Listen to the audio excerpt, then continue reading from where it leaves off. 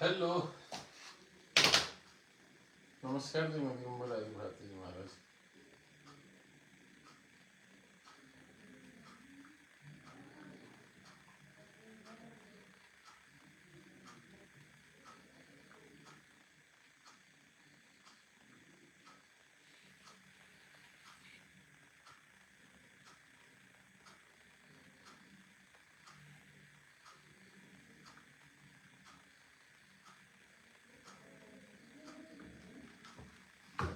चलिए जी। Hello, sound आ रहा है मेरा? हेलो हेलो, ठीक है, साउंड आ रहा है।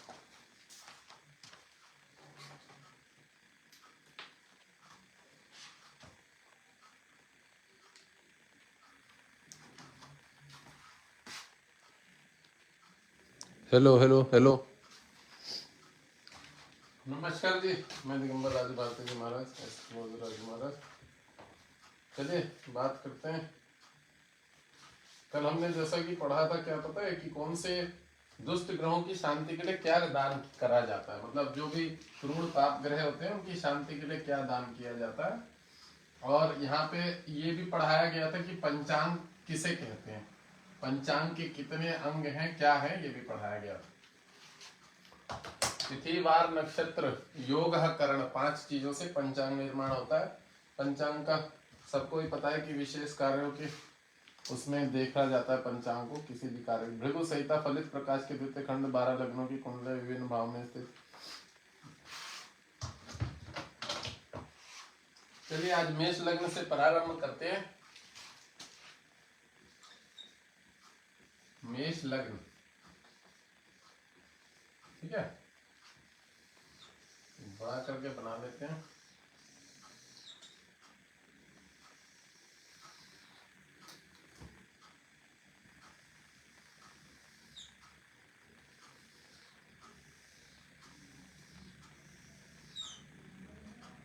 एक दो तीन चार पाँच छः 7 8 9 10 12। देखो मैंने पहले ही बता दिया है कि भाव जो होते हैं वे 12 भाव होते हैं। प्रथम भाव, द्वितीय भाव, तृतीय, चतुर्थ, पंचम, षष्ठ, सप्तम, अष्टम, नवम, द्वादश, दशम, एकादश, द्वादश। तो भाव हमेशा भाव ही रहते हैं, भाव कभी चेंज नहीं होते, ठीक है। अब यहाँ पे कौन सा नंबर है? ये 1 नंबर है, इसका मतलब यहाँ मेष राशि है। ये 2 नंबर है, यहाँ वृष राशि है। अगर यहाँ 8 नंबर होगा इसका मतलब यहाँ वृश्चिक राशि है। यहाँ 12 नंबर होगा इसका मतलब यहाँ मीन राशि है। तो भाव कभी भी चेंजिंग नहीं होते, ठीक है। और जो मेष लग्न है, तो पहले मेष लग्न से संबंधित बात करते हैं। तो अब हम बात करते हैं मेष लग्न में सूर्य के फलादेश की। सूर्य का फलादेश, आज से फलादेश चालू है। बीच बीच में किसी किसी दिन में छोटी मोटी बेसिक की क्लासों को भी जोड़ दूंगा, घुसा दूंगा किसी किसी दिन, ठीक है। और बेसिक जितना मुझे पढ़ाना था कुंडली फलादेश से संबंधित उतना मैं पढ़ा चुका हूँ, ठीक है। जब हम, मैं पहले मैं अपनी तरफ से बता दूं, एक सामान्य नॉलेज की बात बता देता हूँ। जब हम किसी भी व्यक्ति की कुंडली का फलादेश करते हैं, ठीक है, तो हमें उस चीज से, वस्तु से संबंधित जानकारी होनी चाहिए कि हम जो ग्रह से संबंधित उस व्यक्ति को जानकारी दे रहे हैं, समझ रहे हैं, जिस भी ग्रह से संबंधित, तो वो क्या वस्तु की जानकारी दे रहे हैं, ये चीज हमें नॉलेज होनी चाहिए कि हम उसको क्या बता रहे हैं और हमको क्या पता है। अगर आपको अच्छी नॉलेज है ज्योतिष से संबंधित, चीजों से संबंधित, तो आप उसको हमेशा अच्छा ही गाइड कर पाएंगे। बात समझ रहे हैं? ज्योतिष में पूरा का पूरा विज्ञान को पढ़ने का कोई लॉजिक नहीं बनेगा आपका कि आप ज्योतिष के बहुत ही प्रखंड विद्वान है, आपने दुनिया भर की किताबें पढ़नी है, उससे कोई महत्व नहीं बनता। क्योंकि आपको भी पता है आजकल कैसे कैसे लोग एस्ट्रोलॉजी कर रहे हैं, आपको मालूम ही होगा किस लेवल के लोग एस्ट्रोलॉजी कर रहे हैं। मैं किसी को खराब नहीं बोल रहा हूँ, मैं लेवल इसलिए बता रहा हूँ क्योंकि जिनको एबीसीडी भी नहीं आती ज्योतिष से संबंधित, ग्रहों की भी जानकारी नहीं कि ग्रह कितने हैं, ग्रहों का प्रभाव क्या है, स्वभाव क्या है, नेचर क्या है, समझ रहे हैं, कौन उग्र है, कौन ठंडा है, कौन शीतल है, कौन सौम्य है, कौन शुभ है, कौन अशुभ है, समझ रहे हैं, योग कारक ग्रह कौन से होते हैं, ये सब किसी भी चीज के क्षेत्र की क्षेत्रफल कुछ भी नॉलेज नहीं है, वो लोग भी एस्ट्रोलॉजी कर रहे हैं। तो भी मैंने बेसिक से संबंधित जो फलादेश करने के लिए उपयुक्त चीजें हैं वो बता दी गई हैं, ठीक है। और मैं एक बात बोलूं, ज्योतिष प्रखंड वस्तु है। प्रखंड का मतलब मैं बता दूं, मतलब प्रखंड ज्ञान है कि जितना मर्जी इसको खोलते रहो, टटोलते रहो, किताबों में जानते रहो, तो आप एक अच्छे एस्ट्रोलॉजर बन जाओगे अगर इसमें ज्यादा समय दोगे तो। यही समझ लो। और ज्यादा समय में मैं यही बोलूंगा कि अगर मुश्किल से 3 साल 4 साल पढ़ने में समय दोगे ना, पर आजकल पता है क्या, आजकल ज्योतिष का एक ये चल रहा है कि हर आदमी 2 दिन 4 दिन 5 दिन 10 दिन थोड़ी सी किताबें क्या पढ़ ली, थोड़ी सी बेसिक नॉलेज क्या सीख ली। बेसिक बड़ा सरल। अब ये जो पुस्तक है भृगु संहिता जिससे मैं किताब पढ़ा रहा हूँ, ये पुस्तक इसलिए है कि आप अपना फलादेश देख सकें। बात समझ रहे हैं कि आप अपने बारे में जान सके, अपने घर परिवार के बारे में जान सके, किसका कैसा ग्रह गोचर चल रहा है, क्या चल रहा है। बात समझ रहे हैं। तो ये चीज जानने के लिए ज्योतिष की वाली किताब है भृगु संहिता, ठीक है। और ये फलादेश के लिए, होरा के लिए बहुत बढ़िया फलादेश की कुंड वो है, होरा से संबंधित जानकारी के लिए, एक व्यक्ति विशेष की जानकारी के लिए बहुत बढ़िया इसमें नॉलेज दी गई है, ठीक है। तो अब एक चीज और बता कि हर आदमी अच्छा एस्ट्रोलॉजर क्यों नहीं बन पा रहा है। बात मैं बता देता हूँ। हर आदमी एस्ट्रोलॉजर अच्छा इसलिए नहीं बन पा रहा है, मैं इस बात को बहुत बार बोल चुका हूँ पहले भी, कि ज्योतिष विज्ञान है, साइंस, और साइंस के साथ साथ ज्ञान की भी बहुत ज्यादा जरूरत पड़ती है, ठीक है ना। जब आप विज्ञान को कंबाइंड जोड़ के काम करते हैं किसी भी क्षेत्र में, किसी भी चीज को विज्ञान के साथ ज्ञान को, तो वो आदमी सक्सेस हो जाता है, वो आदमी हमेशा सक्सेस हो जाता है। बात समझ रहे। आप इसको इस तरीके से समझ लीजिए कि कहते हैं शून्य में से सृजन करके चराचर तूने रचा, भगवान शिव जी के लिए कहा गया है। तो जो शून्य है ना, शून्य वो ज्ञान। अगर आपको आध्यात्मिक नॉलेज नहीं है, ज्ञान नहीं है, ठीक है, तो आप भले कितनी भी किताब पढ़ ले, ऊपरी ऊपरी हिस्सा ले ले, और आप बोले कि मैं बहुत बढ़िया एस्ट्रोलॉजर बन जाऊंगा, तो आपके जो है ना बातों का महत्व नहीं होगा बाजार में, आपकी बातों का महत्व नहीं होगा, समझ रहे। महत्व तब आएगा जब आप सही पॉइंट पे सही चीज सही जगह लोगों को समझा पाएंगे, महत्व बता पाएंगे कि भाई ये चीज होती है, इस तरह से होती है, या सही फलादेश कर पाएंगे, तो आपकी बातों का महत्व होगा। और देखिए मैंने पहले ही बोला हुआ कि ज्योतिष जो है ईश्वर की ज्योति को जागरूक करना, इसमें एक विशेष शक्ति क्या काम करती है, साधना। ज्योतिष का फलादेश करने के लिए एक विशेष शक्ति काम करती है जिसको कि हम साधना बोलते हैं। तो साधना जब तक आप नहीं करेंगे, ईश्वर से नहीं जुड़ेंगे, इष्ट को प्रबल नहीं करेंगे, तब तक किसी भी चीज का फलादेश का रिस्पॉन्स नहीं मिलेगा। मैं मैसेंजर पे बहुत सारे ग्रुपों में ज्वाइन कर रखा है, किसी ने, मुझे नहीं मालूम किसने कर रखा है, नहीं भी करके तो 25 30 40 50 ग्रुपों में ज्वाइन कर रखा है। यू सब एस्ट्रोलॉजी से संबंधित ग्रुप है। तो उसमें मैंने देखा कोई 200 रुपये मांग रहा है, कोई 150 रुपये मांग रहा है, कोई 200 मांग रहा है, कोई 150 मांग रहा है, कोई 251 मांग रहा है, कोई अपनी फीस 300 बता रहा है। बात समझ रहे। ज्योतिष का न्यूमरोलॉजी चल रहा है, हीलिंग बता रहे हैं, टेरर कार्ड की रीडिंग बता रहे हैं, पता नहीं क्या क्या बता रहे हैं, एस्ट्रोलॉजी बता रहा है, कोई कुंडली विश्लेषण बता रहा है, कोई नाड़ी कुंडली विश्लेषण, कोई केपी कुंडली विश्लेषण, और भी पता नहीं कौन सी है, समझ रहे हैं, कोई पाणिनि, कोई वशिष्ठ कुंडली विश्लेषण, सब अपने अपने तरफ से नाम रख रखा है। और कहने का मतलब अपना सबका जिसका जैसा चार्ज है, समझ गए। तो मैं ये देखिए, मैं बेसिक को इसलिए क्लियर कर दे रहा हूँ कि बेसिक तो चलो हमने थोड़ा बहुत पढ़ लिया जिसके आधार पे हम फलादेश कर सकते हैं, पर एक अच्छा एस्ट्रोलॉजर बनने के लिए ना पहले अपने बेसिक को मजबूत कर लीजिएगा। थोड़ी सी बेसिक से संबंधित जो है ना, ग्रहों से संबंधित, मैंने नक्षत्रों को ज्यादा फोकस नहीं दिया, आप समझिएगा चीज को। तो जिस चीज को मैंने फोकस नहीं दिया उसको पकड़ने का ज्यादा, और उसको उसमें ज्यादा माथापीची करने का कोई महत्व नहीं बनेगा। जो फलादेश से संबंधित जितनी वस्तु है, शत्रु हो गया, मित्र हो गया, कौन किसका सम है, कौन किससे द्वेष रखता है। मान लो चंद्रमा का शत्रु है बुध, बुध उसका पुत्र है, खुद का ही पुत्र है, पर वो अपनी माँ से शत्रुता बरतता है। तो चंद्रमा भले ही अपनी माँ के प्रति दयालुता है, मान लिया कि अपने पुत्र के प्रति उसकी बहुत ममता है, दयालुता है, पर चंद्रमा बुध को शुभ नहीं करेगा, सम हो गया, क्योंकि वो उसका शत्रु है। अब जब कोई भी वस्तु आपसे शत्रुता बरतेगी तो आप उसके मुंह में खाना नहीं खिलाने के लिए जाओगे। बात समझ रहे हो। अगर कोई शत्रु है तो ये बात समझिएगा। अब बहुत सारा लॉजिक हमारा कहाँ पे डिस्टर्ब हो जाएगा। जैसे हमने पढ़ लिया शनि गुरु का तो सम, गुरु शनि का सम है, वो किसी का नुकसान नहीं, तो वो उसको लाभ नहीं देगा। शनि गुरु को लाभ नहीं देगा और गुरु शनि को लाभ नहीं देगा, इस बात को हमेशा याद रखना, क्योंकि दोनों की कैटेगरी अलग है।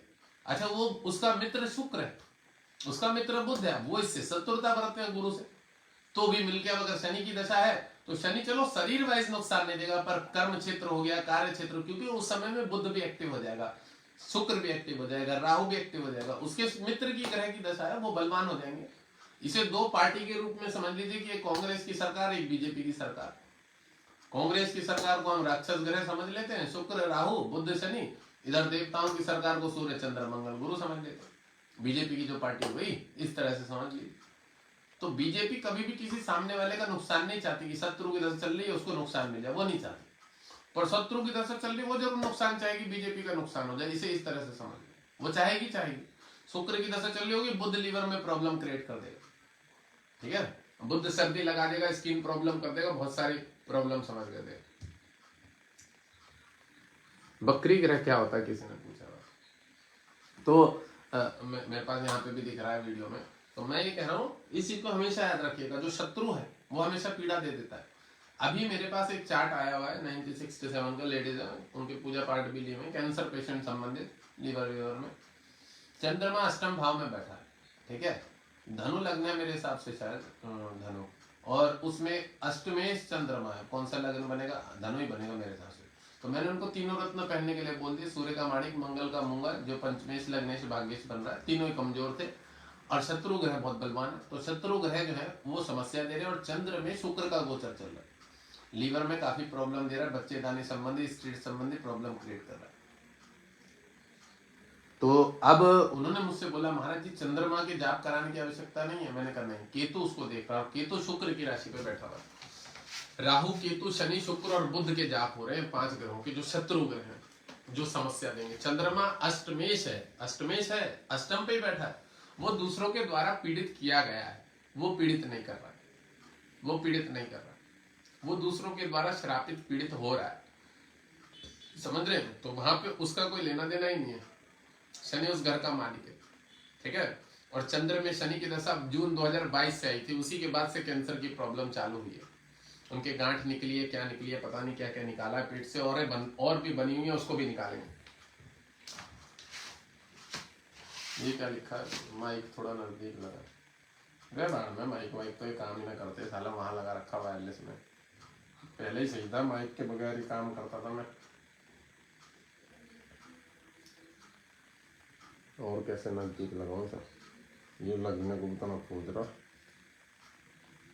अभी ठीक है, बटन बंद कर लो, रुक जाओ पहले बटन बंद कर लो, फिर ठीक लगेगा। हेलो हेलो, आ रहा साउंड, आ रहा, हेलो हेलो हेलो हेलो, हाँ आ रहा साउंड। चलो अब बात करते हैं मेष लग्न में सूर्य। तो देखो मेष लग्न में सूर्य का क्या काम है, मेष लग्न में सूर्य उच्च का होके, सूर्य क्रूर और पाप ग्रह, इस व्यक्ति के, इसका साउंड कम करो, इस व्यक्ति के स्वभाव में उग्रता जरूर दे देगा। और मेष लग्न, जाहिर सी बात है इस बच्चे की आंखें जो होंगी वो लाल होंगी, ठीक है, लाल होंगी, भला हुआ चेहरा होगा, गोल चेहरा होगा। मंगल जो है क्रूर है, अग्नि तत्व है, बलवान तत्व है, तो मंगल वाले लोग आपको पता ही होगा ज्यादातर क्या करते हैं, बॉडी बिल्डिंग। तो जो बॉडी बिल्डिंग करते हैं उनकी हाइट बहुत लंबी नहीं होती, इस बात को याद रखना हमेशा। तो उनकी हाइट थोड़ी सी लंबी नहीं होके मीडियम हाइट होती है। तो इसको ये समझ लेंगे कि मेष लग्न का होगा, सूर्य बैठा हुआ। सूर्य जो होता है ना, एक मजबूत शरीर देता है, क्योंकि सूर्य हड्डी का कारक होता है, सूर्य हड्डियों का कारक होता है, और एक मजबूत शरीर देता है, अच्छा शरीर देता है। तो मेष लग्न में उच्च की राशि में बैठा हुआ सूर्य यहाँ पे बहुत अच्छा काम करेगा, शरीर स्वास्थ्य के पक्ष से आदमी को मजबूत बनाएगा। अब इसी सूर्य की दृष्टि सप्तम भाव नीच दृष्टि पे पड़ रही है, तो जो वैवाहिक घर है, वैवाहिक जो है घर, इसको थोड़ा जरूर नुकसान देगा। वैवाहिक जीवन बोल सकते हैं कि पत्नी से संबंधित थोड़ी प्रॉब्लम रहेगी, व्यापार से संबंधित थोड़ी प्रॉब्लम रहेगी, झगड़ा झंझट करने में आदमी बहुत एक्टिव रहेगा, क्योंकि ये झगड़ा झंझट का है घर है, ये वाला झगड़ा झंझट का भी है, कोर्ट कचहरी का भी है, वाद विवाद का भी है, ये घर भी है, ये भी है, ये दोनों कोर्ट कचहरी वाद विवाद के। इस घर में भी झगड़ा झंझट ज्यादा होता है, टेंशन ज्यादा होती है, ठीक है। ये थोड़ा मारक तो माने गया। तो जो नीच दृष्टि से सूर्य इस घर को देखेगा तो पत्नी से थोड़ा सा असंतुष्ट रखेगा, पत्नी बहुत बढ़िया नहीं मिलेगी। अब बात रही यहाँ पे, अब सूर्य जो है खुद के मित्र की राशि में, और सूर्य मालिक कहाँ का है, 5 नंबर यहाँ का मालिक है, 5 नंबर यहाँ। तो ये संतान पक्ष को मजबूत करेगा, कह सकते हैं इसको पुत्र होने में कोई समस्या नहीं होगी, पुत्र होने में कोई समस्या नहीं होगी। भले यहाँ से शनि देख रहा हूँ, यहाँ से राहु बैठ गया हो, तो भी संतान पक्ष मजबूत है। देखिए अब एक बात और बताऊं, मैंने बोल दिया राहु ही देख रहा हो पंचम दृष्टि, तो राहु यहाँ बैठेगा तो देखेगा यहाँ पे पंचम दृष्टि से। तो ये चीज भी नोटिस करने की चीज है कि सूर्य बलवान कितना। ठीक है। और उसके बाद राहु कितना बलवान है, कहीं राहु ज्यादा नुकसान तो नहीं दे देगा। तो ये सारी चीजें देखने की जरूरत पड़ती है। बट फलादेश के रूप में अगर देखा जाए तो सूर्य उच्च का होकर व्यक्ति का जीवन एक उच्चत्व बनाएगा, प्रशासनिक क्षेत्र में भी बनवा सकता है, अच्छी व्यवस्था भी दे सकता है इसको, और शरीर स्वास्थ्य से मजबूत रखेगा। पंचमेश का लॉर्ड विद्या बुद्धि संतान, ठीक है, और पढ़ाई से संबंधित व्यक्ति मजबूत होगा। बात समझ में आ गई। मेष लग्न में सूर्य जो है पढ़ाई से संबंधित लग्न में बैठा, अपने लग्न में खुद के मित्र की राशि पे उच्च का होके, तो यहाँ पे बैठा हुआ ग्रह इस पंचम को मजबूत करेगा, क्योंकि 5 नंबर यहाँ है, सूर्य ये मालिक है, इसको मजबूत करेगा और इस घर को भी मजबूत करेगा। और सूर्य अगर कहीं का भी कारक होगा उसको भी मजबूत करेगा। तो सूर्य कारक कहाँ का, इस घर का है। धन के घर का कारक कौन है, गुरु है, तो इस घर को भी थोड़ा सा सपोर्ट देगा, क्योंकि मित्र और सबसे ज्यादा बलवान ग्रह लग्न में बैठा हुआ, तो इस घर को तो मजबूत करेगा ही करेगा, इस धन के घर को भी मजबूत करेगा। इस घर का जो कारक चंद्रमा है इसको भी थोड़ा सा मजबूत कर देगा, इसको भी मजबूत कर देगा, इसको भी मजबूत कर देगा, इसको भी मजबूत कर देगा, इसको भी मजबूत। तो जितने इसके मित्र ग्रह हैं उन सबको ये बल जरूर दे देगा, क्योंकि लग्न में बैठा है। और लग्नेश जो होता है वो सर्वाधिक शुभ ग्रह होता है, सबसे ज्यादा पावरफुल घर माना जाता है। घर भी सबसे ज्यादा पावरफुल माना जाता है लग्नेश, सारे घरों से ज्यादा लग्नेश पावरफुल माना जाता है, ठीक है, क्योंकि यही जन्म है आप लोगों का। भाई जन्म होगा तभी तो मृत्यु होगी ना, उसके बाद हम बोल सकते हैं कि लग्नेश के बाद कहीं ना कहीं अष्टमेश को बलवान बोल सकते हैं, पर पहले तो जन्म है ना, उसके बाद मृत्यु है ना, तो ये घर सबसे ज्यादा बलवान होता है। इस बात को हमेशा याद रखिएगा कुंडली फलादेश में। अब मैंने एक बात क्या बताई कि इस घर का फलादेश डिस्टर्ब हो गया, क्योंकि इस घर पे नीच दृष्टि पड़ेगी सूर्य की, सूर्य की नीच दृष्टि। इस घर का जो सुख है, पत्नी से संबंधित, वैवाहिक जीवन संबंधित हो गया, व्यापार संबंधित हो गया, इन चीजों में थोड़ी सी समस्या क्रिएट कर देगा, नुकसान दे देगा। चलिए अब सूर्य को जो है हम यहाँ से हटा देते हैं। अब सूर्य को हम सेकंड हाउस में ले लेते हैं, शुक्र की राशि पे बैठा हुआ सूर्य। तो जिसके धन के घर में, कुटुंब के घर में सूर्य बैठा है, धन, और ये संपत्ति का घर होता है, तो यहाँ पे ये दर्शाता है कि ऐसा व्यक्ति जो है पहले से ही घर में धन लेके आया। और इसके लिए पता है क्या दर्शाता है कि पिता से संबंधित, कि जिस समय इस बच्चे का जन्म हुआ है, जिसकी भी कुंडली में सूर्य सेकंड हाउस में बैठा, जिस भी राशि पे बैठा, जिस भी राशि पे, तो यहाँ पे ये दर्शाता है कि पता है क्या, एक चीज बता रहा हूँ, मोटी मोटी चीज, कि यह व्यक्ति जब इसका जन्म हुआ है तो इसके पिता का भाग्य उदय हुआ है। इसके पिता ने उस समय घर, मकान, नौकरी, प्रमोशन कुछ ना कुछ जरूर किया होगा। द्वितीय घर में धन का घर, कुटुंब का घर, रिलेशन का घर, ठीक है, कुटुंब बड़ा होगा, रिलेशन बड़ा होगा, काम धंधा बढ़ा है, व्यापार बढ़ा है, सब कुछ बढ़ा है, ये इस घर में अगर सूर्य बैठा हो, ठीक है। आंखों में समस्या जरूर दे देगा। ये दाई आंख का घर है, ये बाई आंख का, ये लेफ्ट है आंख है, आंख, लेफ्ट आईज, लेफ्ट, और ये राइट आईज है।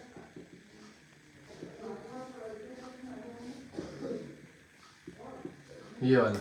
और सूर्य क्रूड पाप ग्रह होता है, इस बात को हमेशा याद रखिएगा। तो ये आंखों में थोड़ी सी समस्या जरूर कर देगा। कोई भी अग्नि तत्व अगर किसी भी इन दोनों में से आंखों पे बैठ जाए, अग्नि तत्व क्रूड पाप ग्रह, वो आंखों की समस्या जरूर दे देगा। अब अगर जल तत्व बैठा होगा, नपुंसक तत्व बैठा होगा, शनि देख रहा होगा, बुध रहा होगा, बुध को भी किसी अवस्था में खराब ग्रह माना गया, शुभ ग्रह, वो मैंने बताया कि इस अवस्था में अगर वो किसी क्रूड पाप ग्रह के साथ बैठा हो तो अशुभ ग्रह माना जाता है, और शुभ ग्रह के साथ बैठा होता है तो शुभ ग्रह माना जाता है। और चंद्रमा भी जो है शुक्ल पक्ष की 10वीं से लेके कृष्ण पक्ष की 5वीं तक चंद्रमा भी शुभ ग्रह माना जाता है, बाकी वो थोड़ा सा अशुभ ही माना जाता है। तो चंद्रमा अगर गलती से देख रहा हो शत्रु की राशि बैठ के, तो वो पानी निकलने की समस्या पैदा करेगा इस घर में। चलो उतना ज्यादा फलादेश चंद्रमा का बाद में बताएंगे कौन सा ग्रह शत्रु है। अब इस घर में जो सूर्य बैठा हुआ है, राइट आइज, इस घर में सूर्य क्या काम करेगा, शत्रु की राशि, शुक्र की राशि पे। शुक्र उसका मित्र नहीं है, ठीक है, शत्रु है, ठीक है, शुक्र उसका शत्रु है। तो शत्रु की राशि में बैठा हुआ है शुक्र, ठीक है। एक तो कुटुंब से संबंधित झगड़ा झंझट पैदा करेगा रिलेशन में, कुटुंब में। और ये कारक घर बृहस्पति का होता है, धन का, कुटुंब का, बट यहाँ पे शुक्र मालिक है। तो ये कह सकते हैं कि इस घर में उसे धन जोड़ने में मशक्कत ज्यादा करनी पड़ेगी। जिस जो जातक है उसके लिए बता रहा हूँ मैंने, पिता से संबंधित तो बता दिया, पिता की उन्नति हुई है, पर जो जातक है उसके लिए बहुत बढ़िया रहेगा। बढ़िया क्या रहेगा, मतलब पिता के लिए अच्छा रहेगा, और उस व्यक्ति के लिए थोड़ा कर्म करने में, बढ़िया शुभ कर्म करने में, या कोई भी अच्छा काम करने में, पढ़ाई हो गया या कुछ अच्छा फल प्राप्त करने में, उसमें थोड़ा सा बहुत ज्यादा अच्छा नहीं बोलेंगे, ठीक है, मतलब उसे मशक्कत ज्यादा करनी पड़ेगी, मेहनत ज्यादा करनी पड़ेगी, ठीक है, ऐसा समझ लीजिए। शुक्र की राशि पे, शत्रु की राशि पे बैठा हुआ, धन कुटुंब रिलेशन में ये समझ लो झगड़े झंझट जरूर कराएगा रिश्तेदारों, इस बात को हमेशा याद रखना। इस घर पे बैठा हुआ सूर्य, अच्छा अब शत्रु की राशि में बैठा हुआ सूर्य पंचमेश जो हो गया, यहाँ का मालिक है, तो शत्रु की राशि पे तो जाहिर सी बात है कि शत्रु की राशि शुक्र जो होता है शुभ ग्रह होता है, इस बात को याद रखना, शुक्र को शुभ ग्रह माना गया। तो शुभ ग्रह की राशि पे भले शत्रु है तो भी विद्या बुद्धि पढ़ाई की के क्षेत्र में, क्योंकि यहाँ का भी मालिक है, तो विद्या बुद्धि पढ़ाई के क्षेत्र में थोड़ी सी मशक्कत करके पढ़ाई को हासिल कर लेगा। मतलब इतनी ज्यादा टेंशन नहीं बोलेंगे कि पढ़ाई डिस्टर्ब हो जाएगी, पर ये है कि थोड़ी मेहनत के साथ जो है विद्या को हासिल कर लेगा। अभी संतान का तो थोड़ी मेहनत के साथ संतान भी हासिल हो जाएगी, कोई समस्या नहीं है, ठीक है। इस घर के लिए मीडियम ही है, बहुत बढ़िया नहीं बोलो जैसे कि मेष लग्न में था, इस घर में मीडियम रहेगा।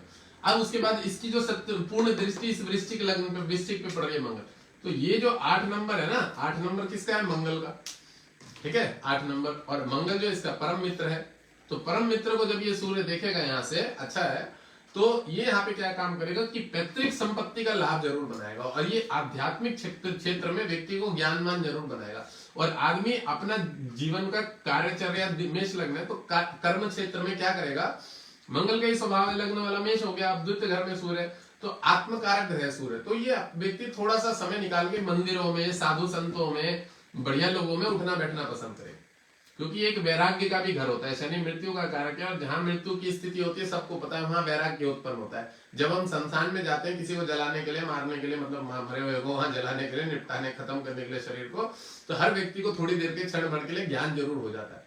ज्ञान माने वैराग्य उत्पन्न होता है, भैया देखो ये थोड़े दिन समय पहले हमारे साथ था और आज मृत्यु हो गई इसके एकदम से। तो ये बात याद रखने का, सूर्य आध्यात्मिक ग्रह और इस घर पे बैठा हुआ एक विशेष उन्नति कारक है, आध्यात्म ज्ञान करता है, ठीक है। आदमी दूसरों को भी अच्छे पथ पे मार्ग चलाने की कोशिश करता है अध्यात्म क्षेत्र के लिए, ठीक है। यहाँ पे बैठा हुआ सूर्य थोड़ा सा मशक्कत ज्यादा कराएगा धन पैसा कमाने के लिए, और इस घर को भी मशक्कत ज्यादा करनी पड़ेगी, संतान लेने में भी, विद्यार्जन करने में भी थोड़ी मेहनत लगेगी, ठीक है।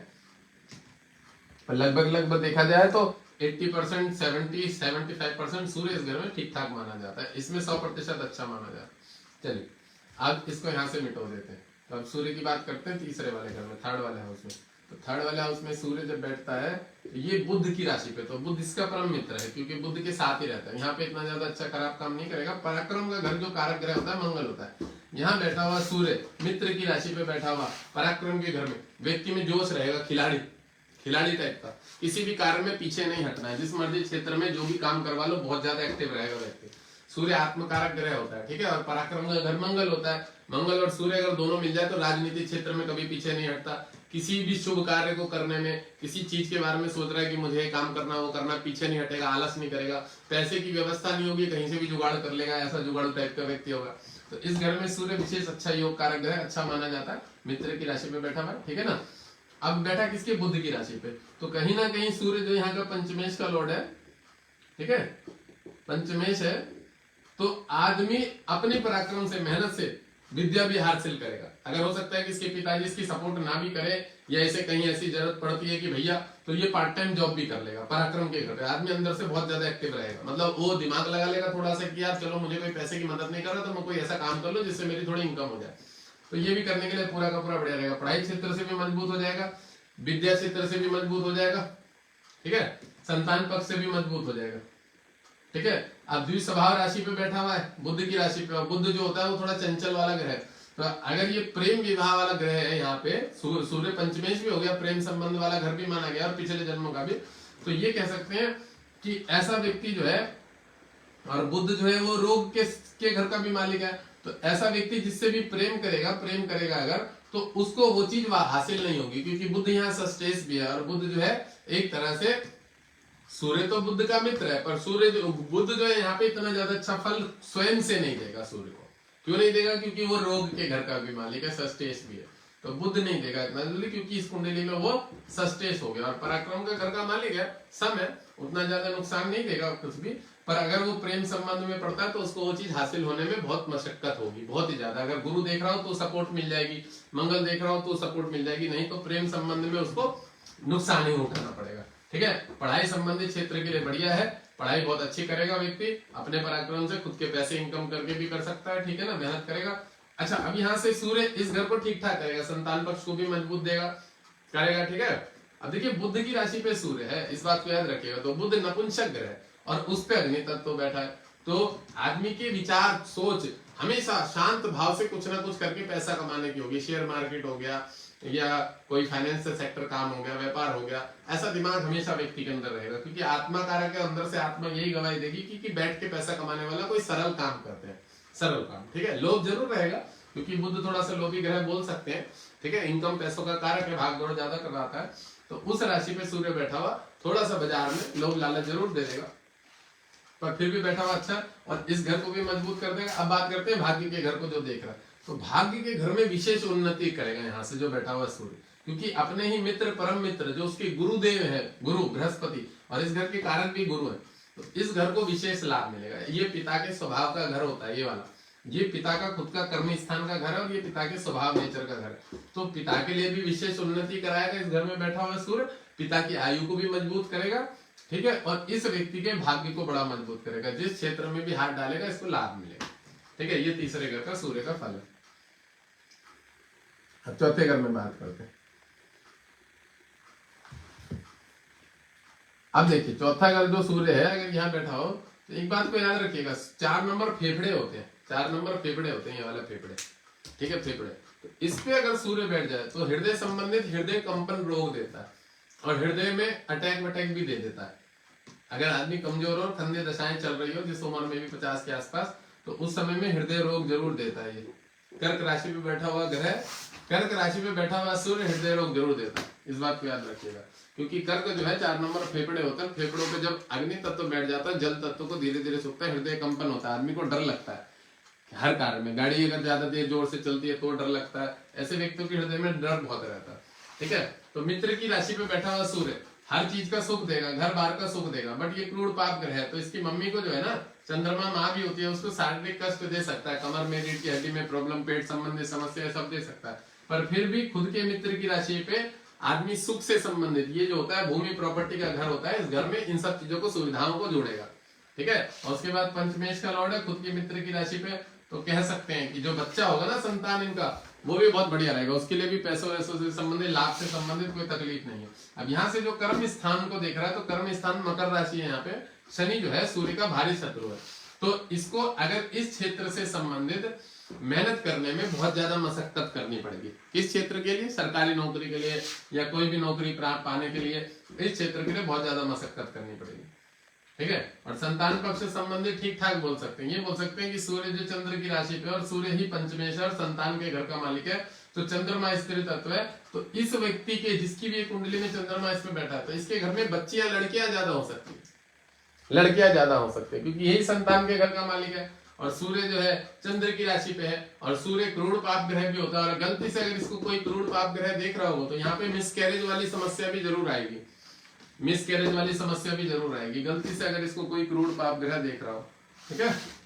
और गलती से अगर इस घर को भी देख रहा हो तो सूर्य को थोड़ा नुकसान मिल सकता है, क्योंकि चंद्र की राशि जल राशि पे, ठीक है। स्त्रियां बच्चियां ज्यादा हो सकती हैं, 2-2 3-3 लड़कियां हो सकती है इस व्यक्ति के, ऐसे, ठीक है।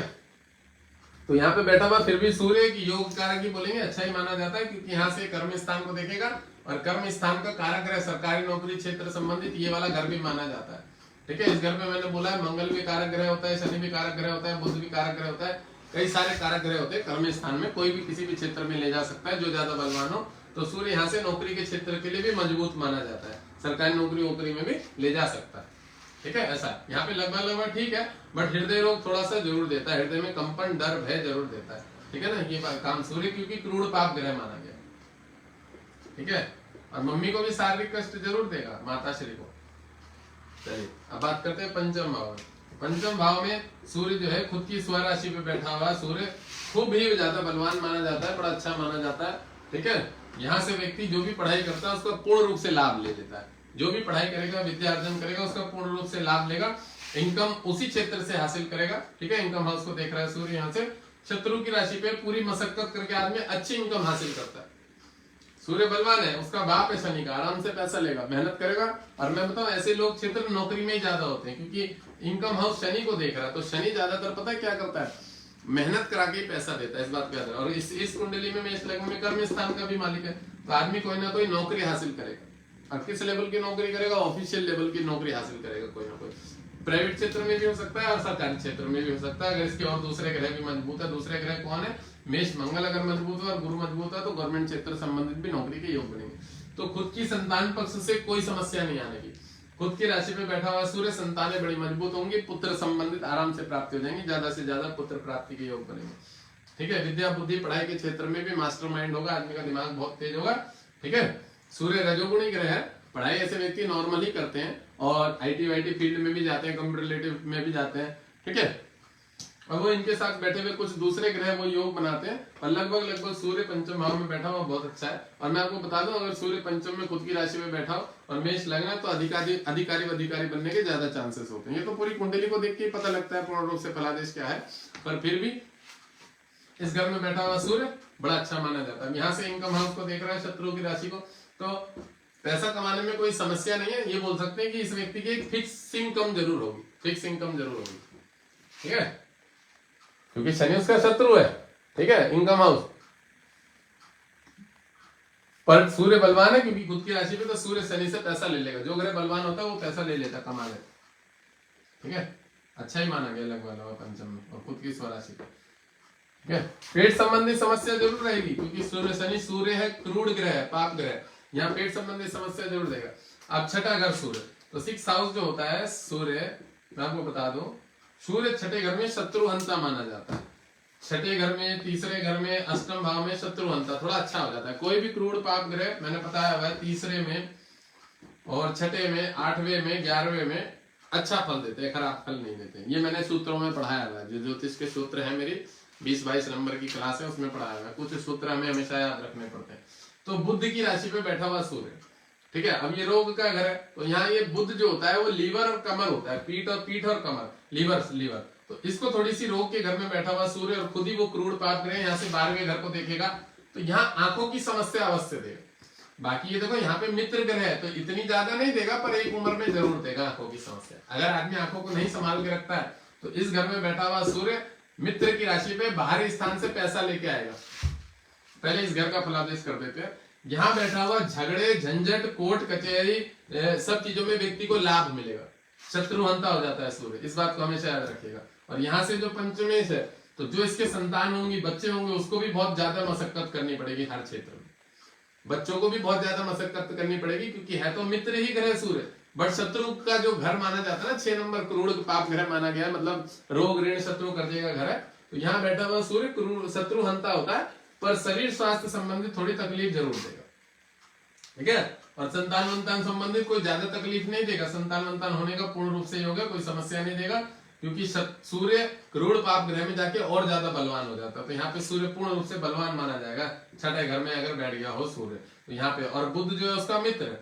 हाँ, तो मैं ये जरूर बोलूंगा, क्योंकि सूर्य करोड़ पाप ग्रह जिस घर पे भी बैठेगा तो उसको थोड़ा सा नुकसान जरूर देगा, ठीक है। अब वो बुध की राशि पे बैठा हुआ है तो थोड़ा सा नुकसान जरूर देगा, क्योंकि बुध लीवर होता है, मैंने अभी जैसा बताया, चंद्रमा फेफड़े होते हैं, तो फेफड़े जल होते हैं, पानी होता है, और लीवर जो होता है वो भी ठंडी जगह होती है, समझ रहे हैं। लीवर किडनी ठंडी होती है, पानी जैसे ठंडी रहनी चाहिए। तो वहां पे अगर आपका सूर्य बैठा तो थोड़ा सा लीवर में, कमर में, रीढ़ की हड्डी में प्रॉब्लम जरूर देगा। यहाँ से बैठा हुआ मित्र की राशि को, खुद के मित्र की राशि पे घर से दूर विदेश जाने के पूर्ण रूप से योग बना सकता है, ऑनलाइन पैसा कमाने के, बाहरी स्थान से पैसा कमाने के, निद्रा में व्यक्ति की राजाओं की तरह नींद निकालेगा। जैसे होता है ना किसी किसी व्यक्ति को नींद, ये निद्रा का घर होता है, ये वाला 12वां घर निद्रा का होता है, नींद का। तो कैसे कैसे किसी किसी लोगों को नींद से संबंधित थोड़ी प्रॉब्लम होती है, नींद नहीं आती रहती है, बात समझ रहे हैं। तो इस घर में सूर्य जो देखेगा इसको बहुत बढ़िया निद्रा बात देगा। चलिए, छठे घर का इतना ही है। और मैंने बताया कोर्ट कचहरी लफड़े झगड़ों से यहाँ से लाभ मिलता है। और जो बुध की राशि है 6 नंबर कन्या राशि, तो सूर्य जो इसकी राशि में बैठा है, ऐसे व्यक्तियों को ज्योतिष भी बनाता है, विद्वान भी बनाता है, ज्ञानवान भी बनाता है, ठीक है। ये योग कारक, अकाउंट संबंधित क्षेत्र में भी लेके जाता है, जर्नलिस्ट भी बनाता है, जर्नलिस्ट, पत्रकार, ठीक है। अब बात करते हैं इस घर में बैठा हुआ सूर्य सप्तम भाव में। तो सप्तम नीच की राशि में बैठा हुआ सूर्य पत्नी से लड़ाई झगड़े, कोर्ट कचहरी, डिवोर्स, तलाक, ये सब करवाने में पूर्ण रूप से माहिर है। क्रूर पाप ग्रह और शत्रु की राशि पे बैठा, तो ये बैठा हुआ सूर्य जठर अग्नि का कारक होता है। और शुक्र की राशि पे गलती से अगर इसको शुक्र देख रहा हो और शुक्र कहीं बलवान हो, तो ये पेट संबंधी समस्या देगा, कॉन्स्टिपेशन देगा ही देगा। पत्नी से झगड़ा झंझट कराएगा, व्यापार में हालत खराब कराएगा, व्यापार में पैसा लगवा के नुकसान करा देगा इसकी राशि पे। अब ये जो यहाँ पे पंचमेश का लॉर्ड है पंचम भाव का, तो कहीं ना कहीं संतान पक्ष को भी थोड़ा नुकसान देगा, क्योंकि ये सूर्य नीच का है। तो बच्चे जो है वो गलत ऐबों में पड़ जाएंगे, नीच का ग्रह है ना सूर्य, तो जो भी इसके संतान होंगी, बच्चे होंगे, या तो होने में बाधा ही होंगे, और बच्चे होंगे तो धूर्त टाइप के निकलेंगे थोड़ा, ठीक है। और इस नीच के सूर्य की वजह से व्यक्ति की पढ़ाई में बाधाएं आएंगी, नुकसान आएगा, उसको पूर्ण रूप से हर क्षेत्र संबंधित बोल सकते हैं कि लाभ नहीं मिलने के ज्यादा चांसेस, लाभ नहीं मिलने के, क्योंकि ये शत्रु की नीच की राशि है।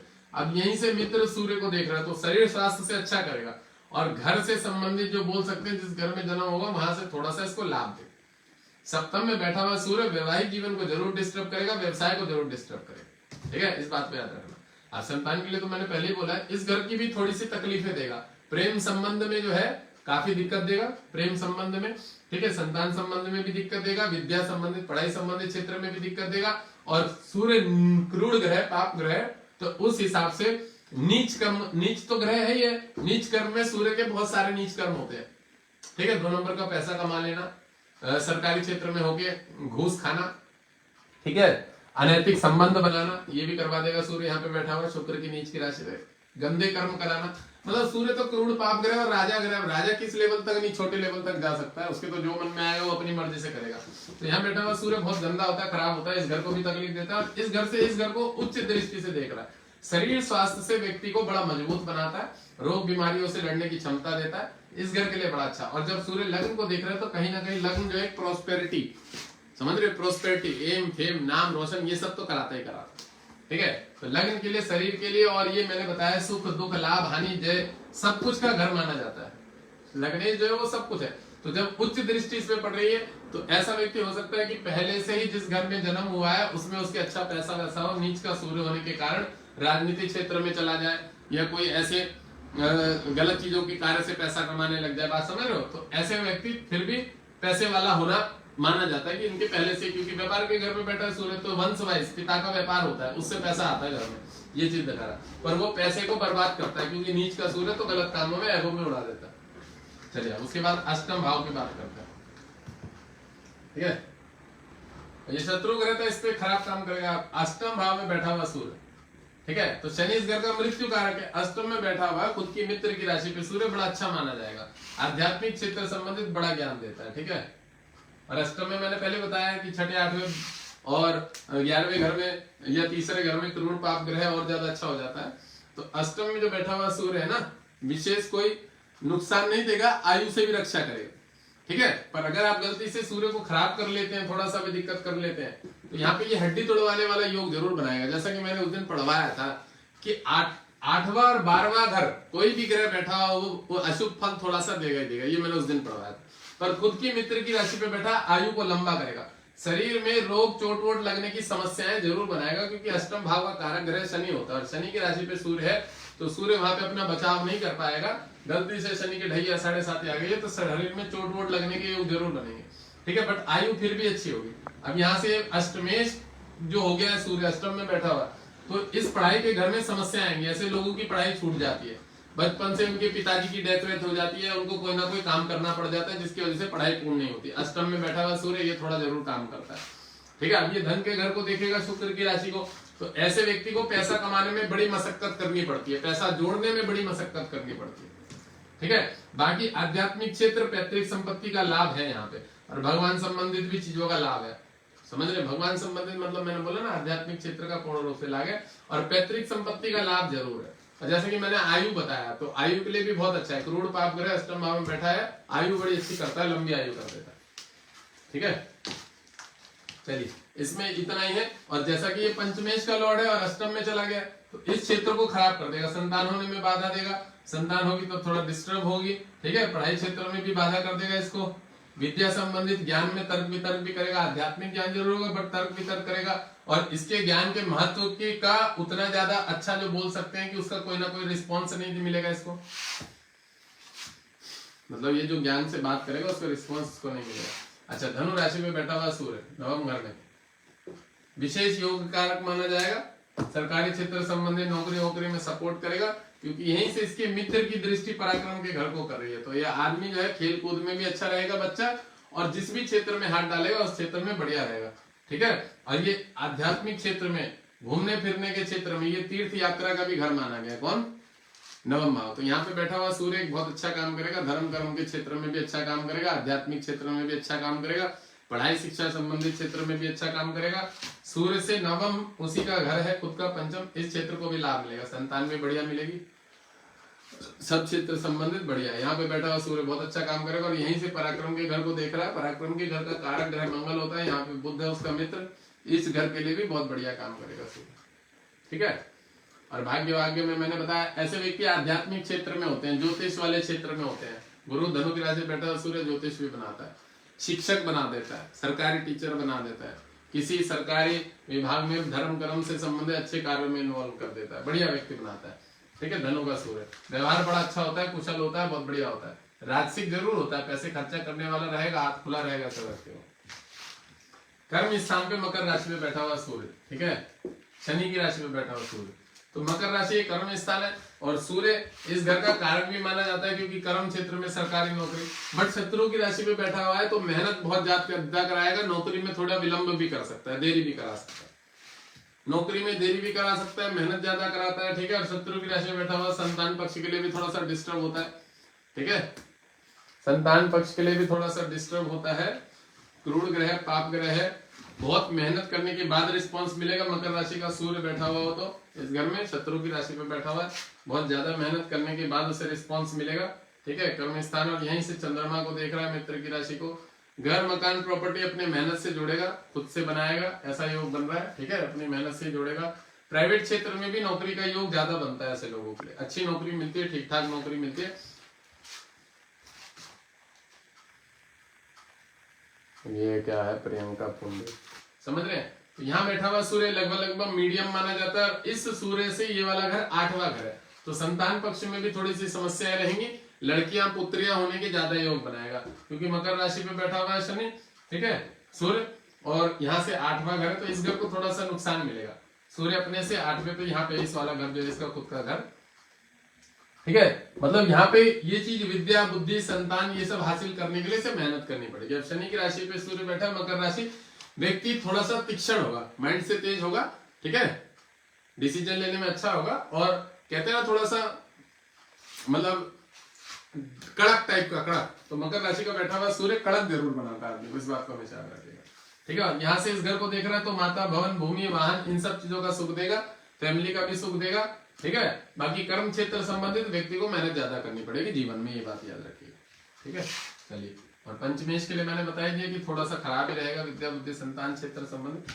अब बात करते हैं इनकम हाउस में बैठा हुआ सूर्य। तो 11वें घर में मैंने बोला है कि जैसे कि क्रूर पाप ग्रह अगर बैठा होता तो बलवान हो जाता है, तो शनि की राशि पे बैठा हुआ, शत्रु की राशि में बैठा हुआ सूर्य मेहनत करेगा और मेहनत के बल पे, अपने बल पे सब कुछ हासिल करेगा, पैसा कमाएगा, अच्छा, ठीक है। और उसके बाद ये मित्र की खुद की राशि को देख रहा है, इस घर को भी बहुत बढ़िया करेगा, पढ़ाई करेगा, अच्छी मेहनत करेगा, आदमी विदेश जाने के भी योग बनाएगा, पैसा ज्यादा कमाने की इसके अंदर लगन बनी रहेगी हमेशा। सूर्य सबसे ज्यादा पावरफुल ग्रह होता है, ठीक है।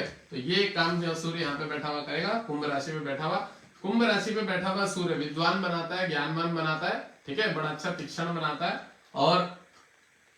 और जैसा कि मैंने बता दिया एकादश भाव में, तो विशेष मेहनत के साथ आदमी जीवन में सफलताओं को हासिल कर लेगा, मेहनत के साथ, ठीक है, मेहनत जरूर करेगा।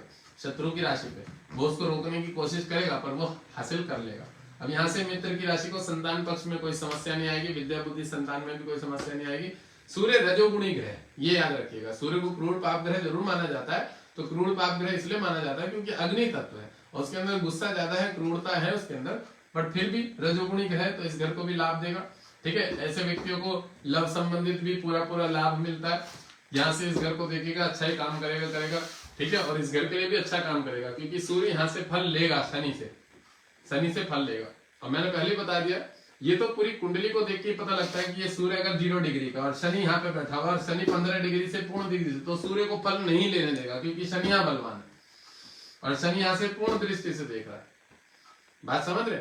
तो कौन सा ग्रह बलवान है ये तो कुंडली में ही देख के पता लगेगा, बट सूर्य इस राशि में बैठा हुआ भी अच्छा काम करेगा, ठीक है, और यहाँ को फल ले लेगा। और सूर्य की तो सिर्फ सप्तम दृष्टि होती है, तो यही 2 दृष्टि, इस घर को और इस घर को, तो यहाँ वाले घर को मजबूत बनेगा, संतान इसकी बहुत मजबूत होंगी अगर ये व्यक्ति जीवन में मेहनत भी करता है, हासिल भी करता है। और अगर थोड़ा कमजोर भी है, पहली बात तो कमजोर नहीं होगा, एकादश भाव में बैठा हुआ सूर्य अच्छा पैसा वैसा कमाता है, मेहनत करवाता है। अब 12वें घर की बात करते हैं। सूर्य 12वें घर में, 12वें व्यय के घर में बैठा हुआ सूर्य, आदमी के खर्चे बहुत ज्यादा होंगे, बहुत ज्यादा खर्च होंगे, ठीक है। और खुद की मित्र की राशि पे बैठा हुआ है तो विदेश जाने के पूर्ण रूप से योग बनाएगा, ठीक है। निद्रा बहुत अच्छी मिलेगी आदमी को, और और आंखों में समस्या जरूर दे देगा सूर्य, और थोड़ा सा सर दर्द माइग्रेन की समस्या जरूर देगा शरीर स्वास्थ्य, क्योंकि रोग के घर को देख रहा है। रोग को घर को देखने से थोड़ा स्किन प्रॉब्लम, लीवर प्रॉब्लम जरूर देगा। रोग के घर को देख रहा है तो ये काम करेगा।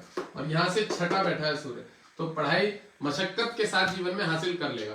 ठीक है, थोड़ी सी मशक्कत के साथ, थोड़ा सा मीडियम कैटेगरी का व्यक्ति बोलेंगे, मेहनत करेगा, उसको उतना अच्छा रिस्पॉन्स नहीं मिलेगा, थोड़ा थोड़ा रिस्पॉन्स कम मिलेगा, पर फिर भी मशक्कत के साथ पढ़ाई भी हासिल कर लेगा, सब कुछ हासिल कर लेगा। और रोग ऋण शत्रु कर्जे घर को देख रहा है तो अच्छा ही माना जाएगा, खराब नहीं माना जाएगा 12वें घर पे। बट शरीर स्वास्थ्य संबंधी, पेट संबंधी समस्या देगा, क्योंकि 12वें घर में रोग का घर भी उसे देखेगा और वो भी रोग के घर को देखेगा।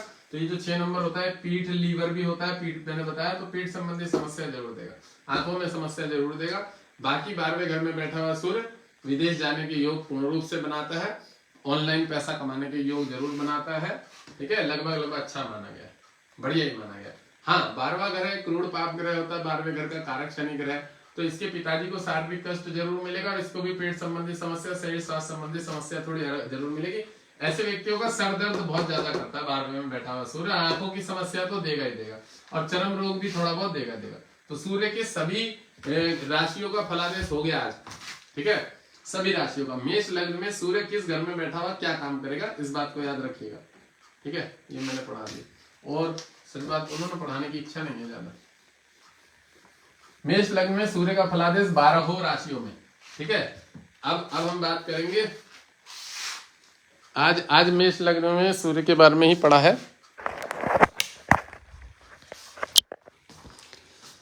आज मेष लग्न में सूर्य के बारे में ही पढ़ा है, अब कल से पढ़ेंगे। और मेष लग्न में चंद्रमा क्या काम करता है और गुरु क्या काम करता है, इसके बारे में पढ़ेंगे। ठीक है ना, गुरु कह रहा हूँ, मतलब चंद्र के बाद मंगल क्या काम करेगा मेष लग्न में, कौन सी राशि है, ये सब कल पढ़ेंगे।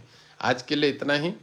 शाम के टाइम थोड़ा सा थक जाता हूँ मैं, और हो सकता है आने वाले समय में क्लासेस का टाइमिंग चेंज कर दूँ। ठीक है ना, और पेज को, यूट्यूब चैनल को भी फॉलो कर लीजिएगा, क्योंकि अभी ये जो फेसबुक वाली क्लासेस हैं ये यूट्यूब पे जा सकती हैं, ये यूट्यूब पे जा सकती हैं फेसबुक वाली क्लासेस। ठीक है जी, आज मेष लग्न के बारे में ही पढ़ाया मैंने। मेष लग्न में सारे ग्रह, कौन सा ग्रह क्या काम करता है, इसको पढ़िएगा, और इस क्लास को मैं अपलोड कर दूंगा यूट्यूब पे। अब पेज पे यूट्यूब को भी आप लोग फॉलो कर लीजिएगा। ठीक है ना।